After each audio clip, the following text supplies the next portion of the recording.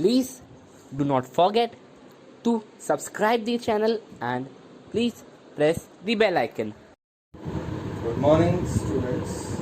In the last class we have learned how to frame the equations for the questions based on numbers and two-digit numbers. And today we'll learn how to frame the equations based on ages and fractions with the help of some examples. Okay. So before this, I'd like to ask you a few questions. That suppose if a person's present age is, suppose if my present age is 25 years. Okay. So my question is, what was my age 5 years ago? What was my age 5 years ago? तो आप क्या करेंगे बच्चों? 25 में से 5 को आपने minus कर दिया, मतलब एज आ गई मेरी 20 years, right? Now if I ask you, this was my present age. Now if I ask you, what will be my age after 10 years? 10 years after, 10 साल बाद, तब आप क्या करेंगे बच्चों? 25 में 10 आपने प्लस किया, एज हो गई 35 years. तो कहने का मतलब ये है, एगो before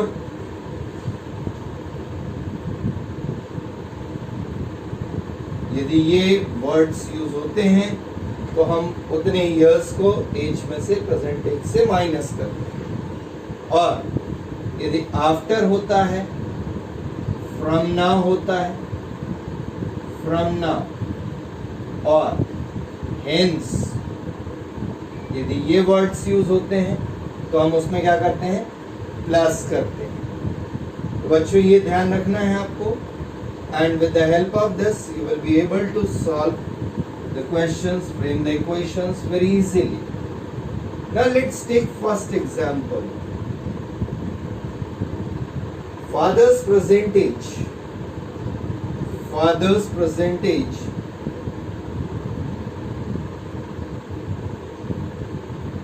is 3 times son's age.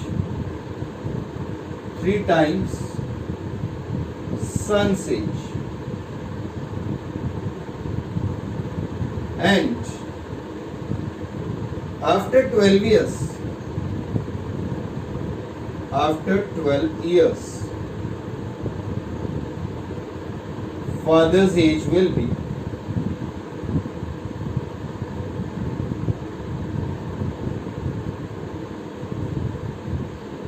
twice of son's age.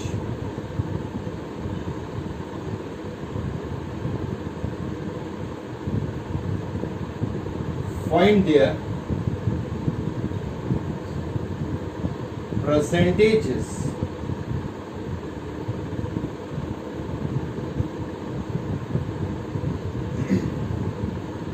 Okay.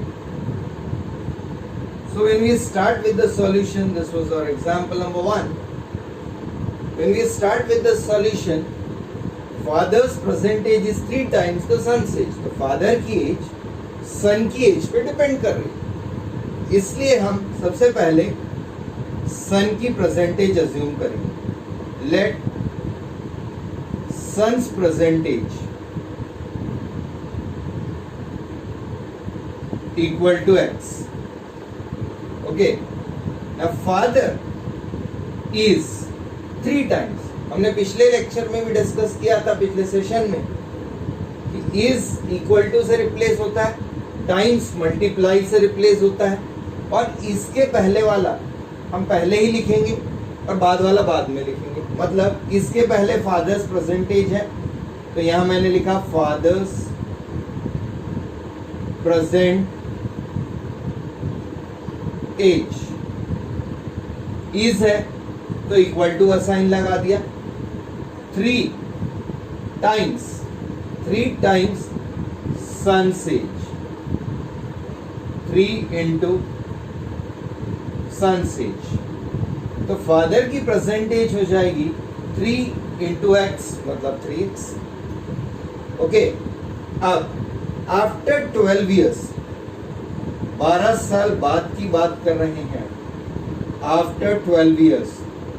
अभी बच्चों हमने डिस्कस किया था यहाँ पे आफ्टर वर्ड यूज हो रहा है तो हमें प्लस करना है। तो आफ्टर 12 ईयर्स हम पहले सन की एज लिखते हैं, सन्स एज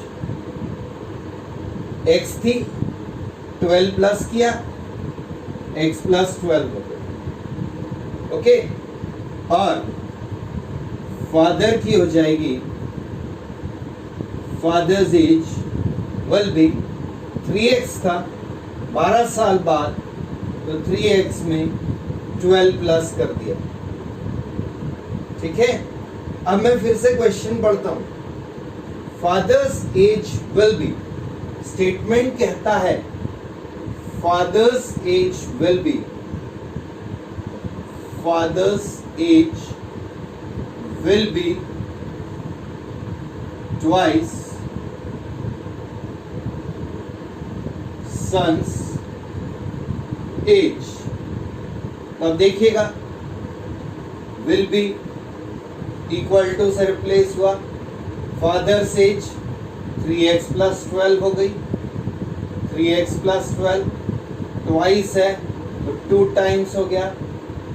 ब्रैकेट में लिखेंगे सन्स एज, तो सन्स एज कितनी है, x प्लस 12। और आसान सा इक्वेशन बना, 3x plus 12 equal to 2x plus 24। 2x को इधर ट्रांसपोज कर लो, 12 को इधर ट्रांसपोज कर लीजिए, 3x minus 2x equal to 24 minus 12, x is equal to 12। तो हमारा आंसर होगा प्रेजेंट एजेस। प्रेजेंट एजेस लिखना है बच्चों आपको, प्रेजेंट एजेस किसकी, सन की। सन की प्रेजेंट एज थी x, मतलब हो गया 12 इयर्स। फादर की थी 3x, तो फादर की हो जाएगी 3 इंटू 12 मतलब 36 इयर्स। तो ये ध्यान रखिए बच्चों, स्टेप बाय स्टेप चलना है आपको। सबसे पहले फर्स्ट कंडीशन के अकॉर्डिंग आपने यहाँ पे दोनों अननोन क्वांटिटीज को एक वेरिएबल के टर्म्स में लिखा, और उसके बाद आफ्टर 12 इयर्स था तो 12 साल बाद की सिचुएशन में गए, उसके बाद हमने इक्वेशन लिखी है and then solve the equation. Okay, let's take one more example. एक और एग्जांपल लेंगे, उसके बाद मैं इसके लिए आपको शॉर्टकट बताऊंगा। I tell you the shortcut also, and for the shortcut you can also watch the video posted on, uploaded on YouTube, that is short tricks for questions based on ages. So second example, now father's age, father's age, father's present age is 3 years more than 3 times son's age. Son's present age. After 3 years, after 3 years,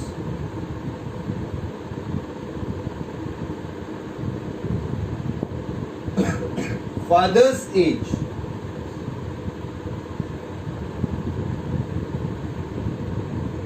will be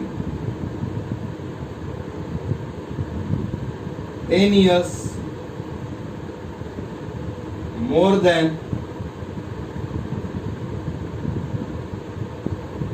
twice son's age. Twice son's age. Find their present ages.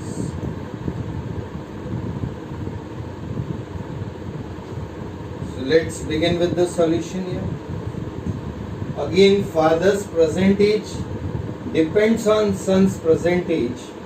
So we will assume, let present age of son be x. Son's present age हमने लिया x. अब हम देखते हैं father की age क्या होगी. Present age of father's present age, father's present age, देखिए क्या बोल रहा है, इज 3 years मोर. तो मैंने लिखा +3, 3 years मोर है इसलिए +3. Then what, 3 times son's present age. तो 3 times सन्स प्रेजेंट एज क्या है, x. तो हो गया 3x + 3. 3 years more than 3 times son's present age. Okay. Now after 3 years, अब बात कर रहे हैं 3 साल बाद की. After 3 years, तो पहले वही सिचुएशन, आफ्टर है तो आप पहले सन की एज लिखिए, फिर फादर की लिखिएगा. 3 साल बाद x थी प्रेजेंट एज, 3 साल बाद तो +3 हो गया, x + 3. और फादर की एज हो जाएगी 3x + 3 था, 3 साल बाद +3 और हो गया 3x + 6. अब जो कंडीशन है फादर्स एज को मैं f से रिप्रेजेंट कर रहा हूं, will be 10 years more, 10 years more than twice son's age. Father के लिए मैंने f लिखा, सन के लिए मैंने s लिखा. तो वही सिचुएशन देखिए, फादर एज इट इज लिखा है f, विल बी की जगह लिखा इक्वल टू 10 years more, तो लिखा +10, देन ट्वाइस सन्स एज, तो लिखा 2s. ओके. अब देखिए father's age 3x + 6, 3x + 6, 2 times son's age x + 3 + 10. Simplify करते हैं, 3x + 6, 2x + 6 + 10, 3x - 2x = 16 - 6. तो यहां से आपको मिलेगा x = 10.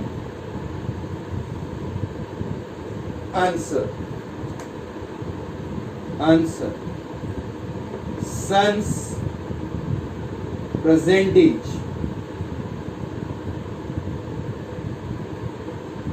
क्या अज्यूम किया था बच्चों, x, और x की वैल्यू क्या आई, 10, तो हो गया 10 years. अब फादर की देखते हैं, father present age 3x + 3, 3 into x की value 10 + 3, that is 33 years. Okay, so this way, first you read the question carefully, identify the unknown quantities and frame the equations according to the situation given, and then only you can solve it further to get the values of unknown quantities. Okay, let's take one more example.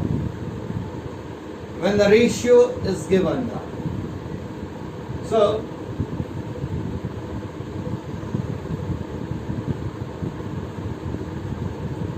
and with the help of this you can search the questions from exercise 2.2, 2.4 and 2.6 of NCERT, age based and number based questions. Now example number 3. Amita and Rakesh, present ages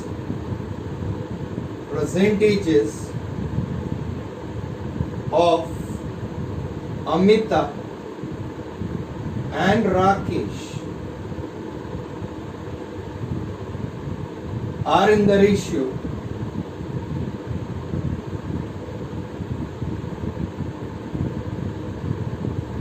are in the ratio 2:3. After 4 years, the ratio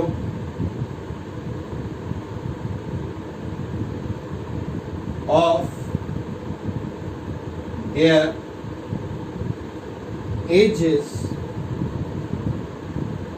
will be 6:7. Find their present ages.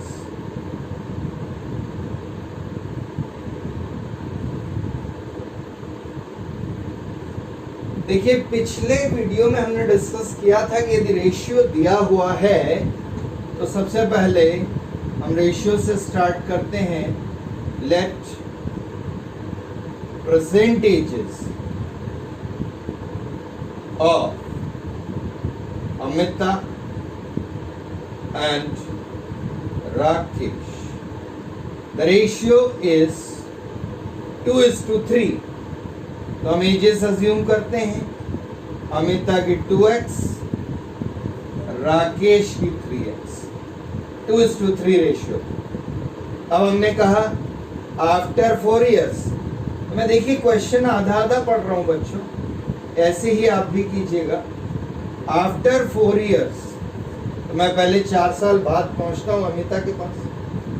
Amita की as हो जाएगी 2x थी, 4 साल बाद हो गई 2x + 4. Rakesh की हो जाएगी 3x थी, 4 साल बाद हो गई 3x + 4. अब मैं आगे पढ़ता हूं. Ratio of their edges will be 6:7.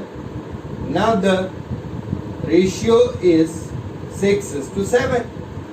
तो यहाँ पे अमिता की एज है 2x + 4. राकेश की एज है 3x + 4 इक्वल टू 6/7. अब यहाँ पे सिंपली क्रॉस मल्टीप्लाई करते हैं. We get 7 into 2x + 4, 6 into 3x + 4.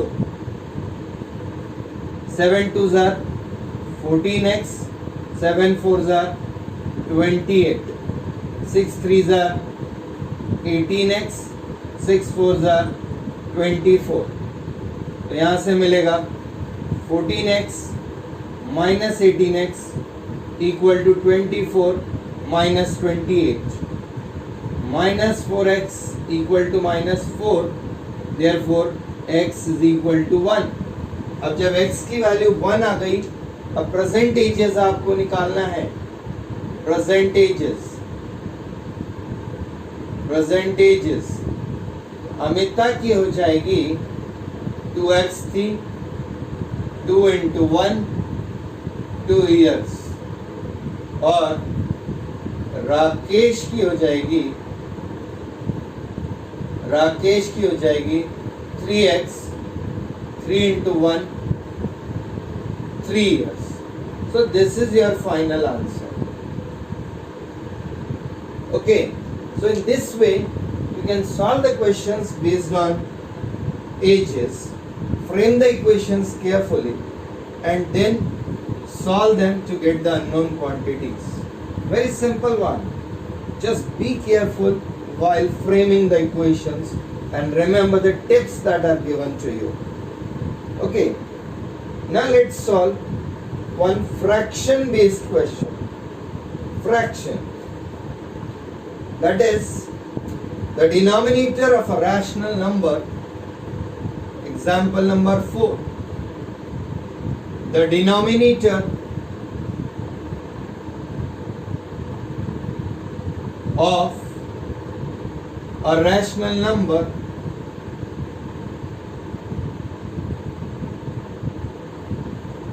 is greater than its numerator by 7. Is greater than its numerator by 7. If the numerator is increased by 4, if the numerator is increased by 4 and denominator is decreased by 8, denominator is decreased by 8, the fraction, the rational number, we get 8 upon 3. The rational number becomes, the rational number becomes 8 upon 3. Find the rational number. Find the rational number. Okay. So again, see the first statement, first sentence. The denominator depends on numerator. Denominator किस पे depend कर रहा है? Numerator पे. तो सबसे पहले हम न्यूमरेटर को ही अज्यूम करेंगे. Let the numerator be x. अब क्या बोल रहा है? देखो, denominator is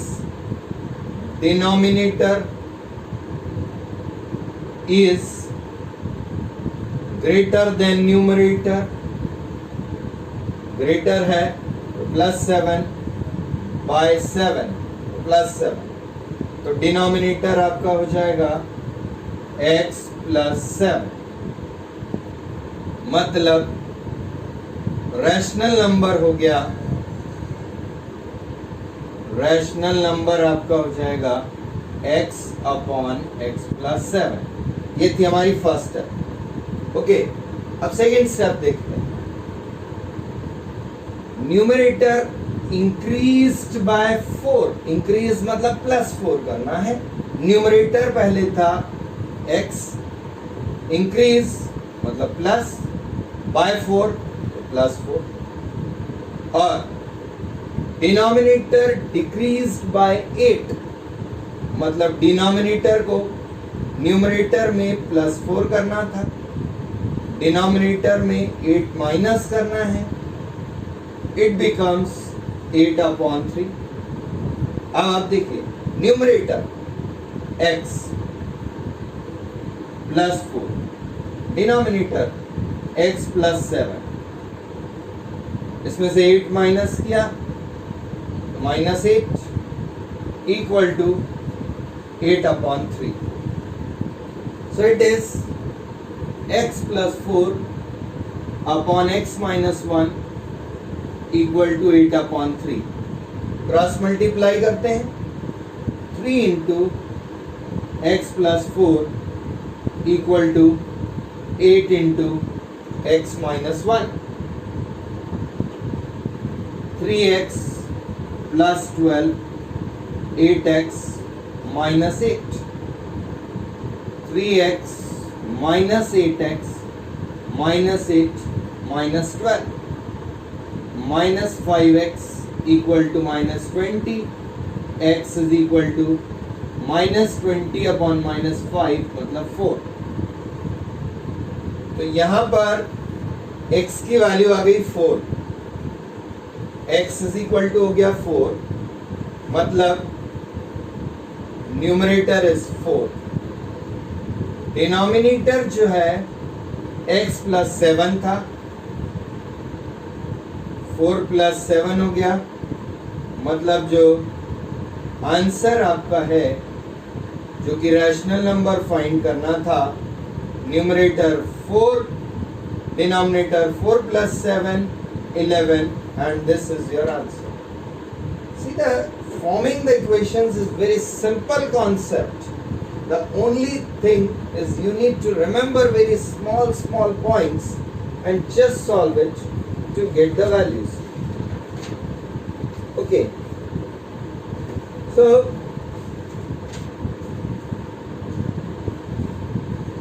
with the help of this video you can solve the questions based on ages and fractions given in exercise 2.2, 2.4 and 2.6. Only age and fraction based questions from NCERT. Okay, for any doubt contact 99814 and subscribe the video, subscribe the channel Maths by Pradeep Burden. Thank you.